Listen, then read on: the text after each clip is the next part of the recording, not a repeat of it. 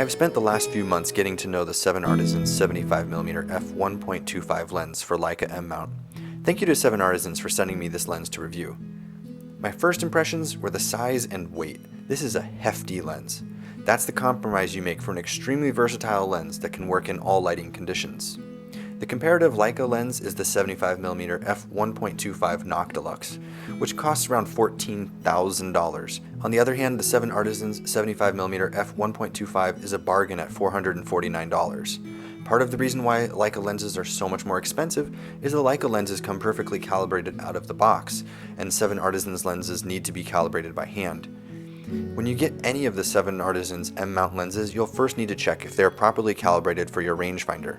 A focus chart and adjustment tool are included with all 7Artisans M-mount lenses.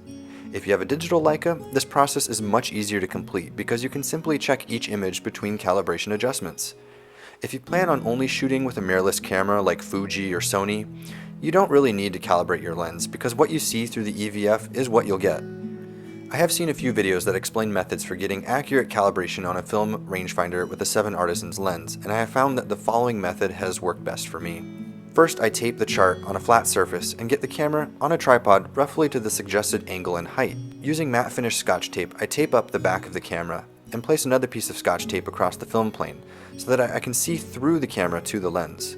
Then I switch the camera to bulb mode and press and hold the shutter so that the shutter stays open. Next, I check the viewfinder and line up what looks to be the correct focus, then I compare that with the piece of Scotch tape on the film plane. If they both look to be in focus, I'll take the lens off and replace it with a lens I know to be calibrated correctly and shoot about 3/4 a roll of film, then replace the lens with one I have recently calibrated. This saves me from wasting a roll of film in case I calibrate incorrectly. I use the last quarter of the roll to take pictures of the focus chart or other stationary objects to check the focus. I always use a tripod for control and stability in order to keep variables to a minimum.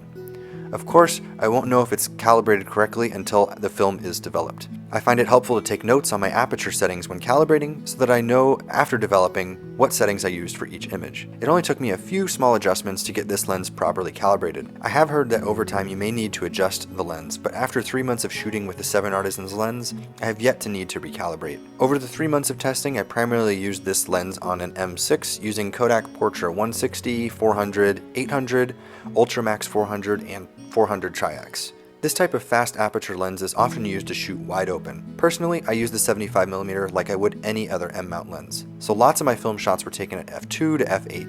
However, when lighting conditions were low, having the f1.25 to f2 was incredibly useful. Most of my other lenses only get as wide as f2, so they're unable to get the low lighting shots that I was able to get with this 7Artisans lens. The lens has a 12-bladed aperture for smooth bokeh, and an aperture range of f1.25 to f16 with a nice tactile click to each stop. Since I can't afford a digital Leica, in order to see how this lens performs on a digital camera body, I bought a $30 adapter on Amazon for my Sony E-mount. What's nifty about this adapter is that at the turn of this ring, it offers a close focusing mode for your M-mount lenses. Rangefinder lenses typically don't have the closest focusing, and this adapter provides extra versatility. This lens's minimum focusing distance is 0.8 meters or around 2.6 feet. On a digital camera body with the close focusing feature, you can focus at about 1.5 feet. The focusing is smooth and precise, with a short travel distance from minimum to infinity. The focusing ring is large enough that I never needed to add the focusing tab that was included. Be careful that you don't hurt your neck because this lens weighs in at a whopping 1 pound 6 ounces. It weighs more than my Leica camera body. Its metal and glass construction gives it a very solid feel.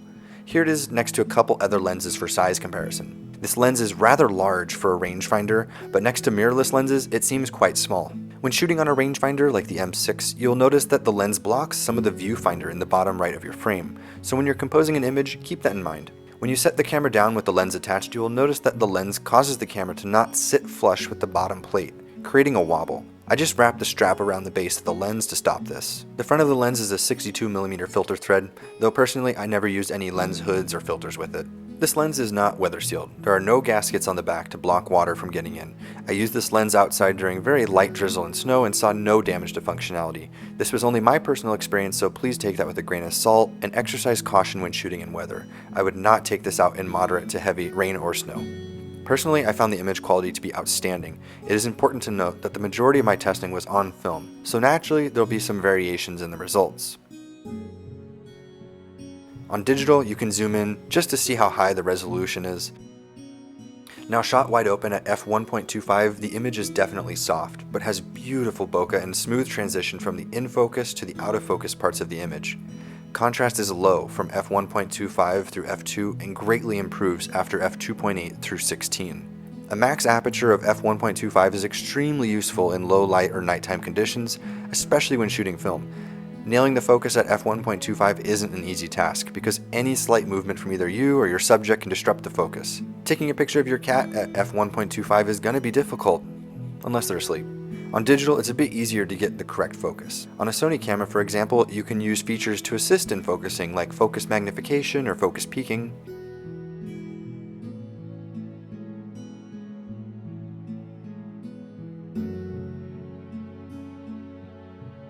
Originally, I was going to shoot a couple rolls with this lens to write a review, but after developing my first few rolls of film, I loved the image quality I was getting and wanted to test the lens in other conditions and locations. During the winter holidays, I just brought this 75mm and the 35mm 7Artisans lenses on our trip to Redmond, Washington. It was a perfect two-lens kit because the 35 is compact and covers the wide angle, and the 75 has a tighter shot for portraits and indoor low lighting conditions. After getting back from that trip, I just kept reaching for this lens. It's part of my kit now and is my main portrait lens. I won't go on a trip without it.